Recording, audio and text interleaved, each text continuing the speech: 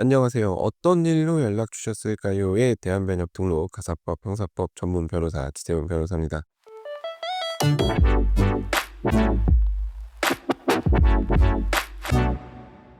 자, 오늘은 소송은 해보기 전까지 아무도 모른다. 이 얘기를 좀 해보려고 합니다. 왜 소송이라는 게 그렇게 예측 불가능한 영역인지, 왜 그 불확실성 앞에서 혼자 끙끙 앓는 게 의미가 없는지, 그리고 결국 뭘 어떻게 해야 되는지까지 좀 얘기를 해보려고 하는데요.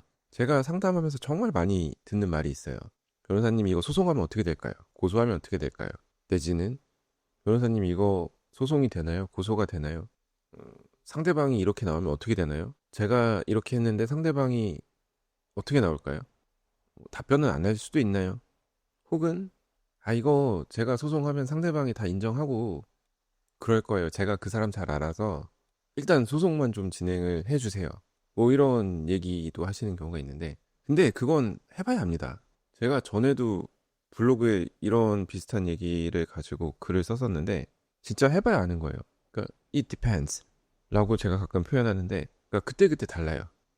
이 말이 되게 무책임하게 들릴 수도 있는데 사실은 이게 소송의 본질을 가장 정확하게 표현하는 말입니다. 그래서 오늘 그 얘기를 좀 해볼게요. 소송을 시작한다는 건 뭘까요? 이제 법적으로 보면 소장을 접수하는 행위지만 이제 실질적으로 보면 내가 통제할 수 없는 사람들을 상대로 절차를 시작하는 일이에요. 이게 핵심이에요. 그러니까 계약을 할 때는 상대방과 협의하고 조건을 조율하고 서로 원하는 걸 맞춰가죠. 근데 소송은 다릅니다.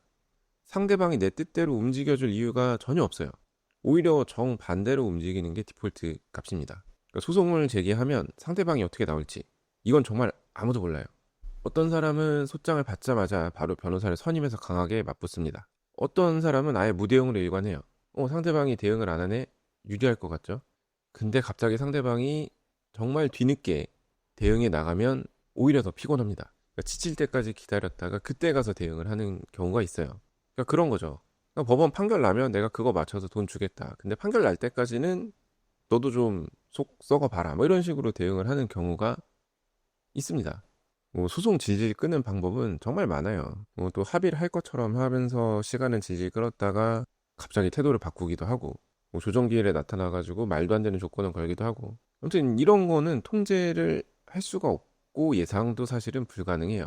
그러니까 이거를 질질 끄는 경우에 상대방에게 경제적으로 타격이 갈 것 같은 상황이라면 상대방이 이제 합리적인 사람이라면 그래도 어느 정도 어떻게 행동할지 예측이 가능할 수 있지만 속된 말로 잃을 거 없는 사람이면 어떻게 나올지는 정말 모르는 겁니다. 그리고 상대방이 어떻게 대응할지 이게 뭐 그 사람의 성격 뭐 이런 거에 달려 있을 수도 있지만 정말 뭐 소장 받았을 당시의 그 사람의 감정 상태 또 주변에서 받는 조언 뭐 이런 거에 따라서 달라질 수 있어요. 그리고 어떤 변호사를 만났는지에 따라서도 완전히 달라질 수 있습니다. 제가 이 팟캐스트에서 항상 얘기하지만 변호사가 참 많죠. 누구한테 어떤 상담을 받았는지에 따라서 대응 방법이 완전히 달라질 수 있어요. 근데 이제 누구한테 상담 받을지도 사실은 어떻게 보면 운의 영역이죠.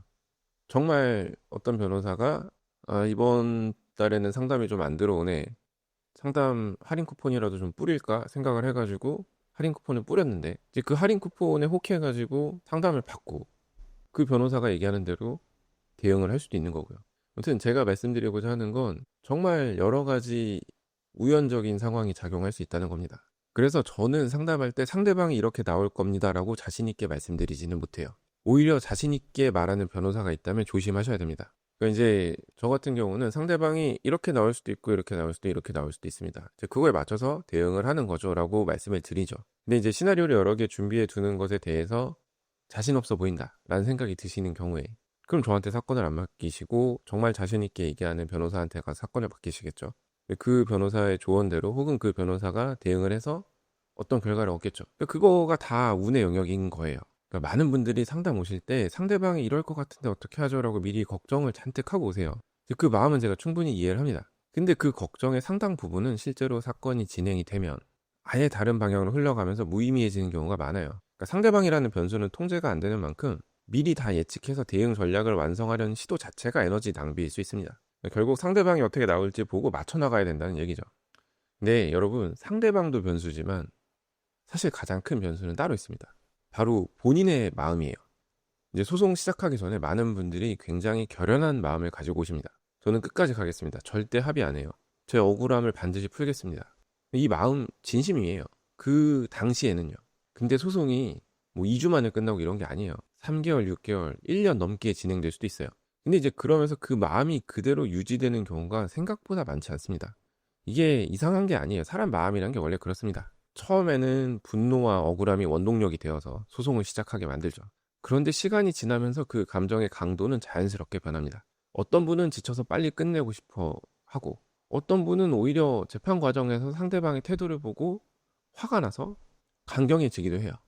심지어 어떤 분은 이제 더 급한 일이 생기고 하면서 이 소송 자체에 관심이 거의 없어지는 경우도 있습니다. 가사 사건에서 특히 이런 경우를 많이 봅니다. 그러니까 이혼 소송을 시작할 때는 정말 단호하게 시작하셨던 분이 시간이 지나면서 자녀 문제나 이제 여러 가지 현실적인 문제 때문에 처음 생각했던 조건과는 다른 선택을 하게 되는 경우가 있어요. 물론 반대로 처음에는 조정으로 원만히 끝내고 싶어 하셨던 분이 상대방의 예상치 못한 태도를 보고 나서 오히려 끝까지 가겠다, 재판까지 가야겠다고 마음을 바꾸시는 경우도 있죠. 그러니까 저는 이제 이런저런 걸 다 생각을 해서 어떻게 보면 중간치를 말씀을 드리는데 이제 그 정도에서 만족을 못 하시는 경우가 있죠. 그래도 저한테 사건을 맡기시는 분들은 후회를 덜 하시는 게 제가 이렇게도 될 수 있다, 저렇게도 될 수 있다, 여러 가지 상황을 가정해서 말씀을 드리고 그걸 바탕으로 본인이 선택을 하시는 경우가 대부분이기 때문에 몰라서 선택을 못했다 이런 후회는 하지 않으시거든요. 아무튼 사람 마음이 바뀌는 걸 나쁘다고 말씀드리는 게 아니에요. 지극히 자연스러운 겁니다. 사람이 몇 달, 몇 년에 걸친 과정 속에서 처음 먹었던 마음을 한 채 흔들림도 없이 그대로 유지한다는 게 오히려 부자연스러운 일이죠. 근데 이제 문제는 이 마음의 변화라는 것도 소송을 시작하기 전에는 전혀 예측할 수가 없다는 겁니다. 나는 절대 안 흔들릴 거야 라고 생각하시는 분들도 실제 어떤 상황에 처하면 다른 선택을 하게 되는 경우가 상당히 많습니다. 이건 사실 뭐 의지의 문제도 아니고 그냥 사람이라는 존재가 원래 계속 변하기 때문이에요. 그래서 제가 상담 초반에 강조하는 게 있습니다. 그러니까 어떤 상황이신지는 제가 충분히 이해하는데 지금 이 순간에 그 결심을 절대적인 걸로 못 박지 마세요. 그러니까 제가 말씀을 드릴 테니까 좀 마음을 열고 고민도 해보시고 하는 게 좋습니다라고 제가 말씀을 드리죠. 지금의 그 각오는 좋죠. 그 각오가 있어야 소송을 하고 하니까요. 근데 그 각오에 얽매이면 안 돼요. 그 각오가 미래의 나를 완전히 통제하면 안 됩니다. 그냥 마음이 흔들리면 흔들리는 대로 상황에 맞춰서 대응을 해야죠. 처음에 그 결심을 끝까지 밀고 갔다가 나중에 후회하면 안 돼요. 자, 그래서 오늘의 결론을 말씀드리겠습니다. 상대방이 어떻게 나올지도 예측을 못하고 심지어 내 마음도 예측이 안 된다면 소송을 앞둔 사람은 도대체 뭘 믿고 시작을 해야 될까요? 제 대답은 이겁니다. 변호사를 믿고 시작을 하셔야죠. 모든 변화하는 그 상황 속에서 매 순간 같이 판단해주고 고민해주고 가이드라인을 제시해줄 수 있는 변호사를 믿으셔야죠. 누구처럼? 저 지세훈 변호사처럼. 물론 제가 대신 결정을 해드리진 않습니다. 어디까지나 판단은 직접 하시라고 제가 말씀을 드리는데 그래도 그 판단에 적합한 판단의 근거가 될 만한 여러 가지 설명을 충분히 드려요. 예를 들어서 법원에서 얼마에 조정하라고 강제 조정이나 화해 공고 결정이 내려졌을 때 뭐 이거 금액 보시고 알아서 하세요라고 제가 무책임하게 던지지 않습니다. 충분히 고민하고 선택할 수 있게 제가 도와드리죠. 그러니까 절차가 예상과 다르게 흘러가면 그 절차에 맞춰서 대응을 조정해야 되는데 그리고 내 마음이 흔들리면 그 흔들리는 마음이 감정적인 충동인지 아니면 합리적인 판단인지 객관적으로 누군가 짚어줘야 되는데 그게 바로 저 지세훈 변호사라는 자랑을 하기 위해서 어필을 하기 위해서 이렇게 지금 한 8분가량 얘기를 했습니다. 그러니까 이건 단순히 법리를 잘 아는 것과는 또 다른 문제예요. 변호사라면 법리는 기본이고 그 위에 이제 필요한 건 신뢰입니다. 상대방이 예상 밖의 카드를 꺼냈을 때 같이 냉정하게 판단해줄 신뢰. 절차가 길어질 때 그 지루한 과정을 같이 버텨줄 신뢰. 내 마음이 흔들릴 때 그걸 있는 그대로 받아주면서도 감정에 휩쓸린 결정과 진짜 필요한 결정을 구분해줄 신뢰. 이 신뢰가 없으면 소송이라는 예측 불가능한 여정을 혼자 감당을 해야 됩니다. 그리고 그건 정말 힘든 일이에요. 심지어 변호사를 어쨌든 선임을 해도 그 과정을 혼자 감당하시는 분들이 생각보다 많아요. 제가 왜 아냐면 그런 분들이 저한테 연락을 주시거든요. 근데 죄송하지만 저는 그 사건을 담당하는 대리인이 아니기 때문에 이미 누군가를 선임하셨으면 저랑은 얘기를 하시는 게 불가능합니다. 제가 이제 그런 건에 대해서는 상담을 해드리지 않고요. 그러니까 처음부터 변호사 선임을 잘 하셔야 된다는 말씀을 드립니다. 꼭 제가 아니더라도 제가 오늘 드리는 말씀을 좀 곱씹어 보시고 변호사 선임할 때 좀 도움이 되셨으면 해요. 저는 상담 오시는 분들한테 이렇게 말씀드려요. 저도 100% 장담은 못 드립니다. 근데 이제 어떤 상황이 오든 그 상황에서 최선의 판단을 같이 고민해 드릴 수는 있어요. 이게 제가 드릴 수 있는 가장 정직한 약속이에요. 그리고 제가 고민해 드린다는 뜻은 당황해서 막 급하게 고민을 같이 한다 이런 뜻이 아니에요. 지금까지 저의 변호사 경력, 경험을 바탕으로 충분히 도움이 되는 여유 있는 답변을 드린다는 뜻입니다. 아무튼 잠실에서 가사법과 형사법을 다루고 있는 저 지세훈 변호사는 예측할 수 없는 소송의 흐름 속에서도 의뢰인분들과 함께 매 순간의 판단을 고민하는 이 자리를 지키고 있습니다. 상담이 필요하신 분들은 언제든 편하게 문의를 주세요. 대신 법률 상담은 유료입니다. 아무튼 오늘도 이렇게 저의 자랑, 홍보, 어필을 한번 해봤습니다. 자, 오늘 제가 준비한 얘기는 여기까지이고요. 오늘도 끝까지 들어주셔서 감사합니다.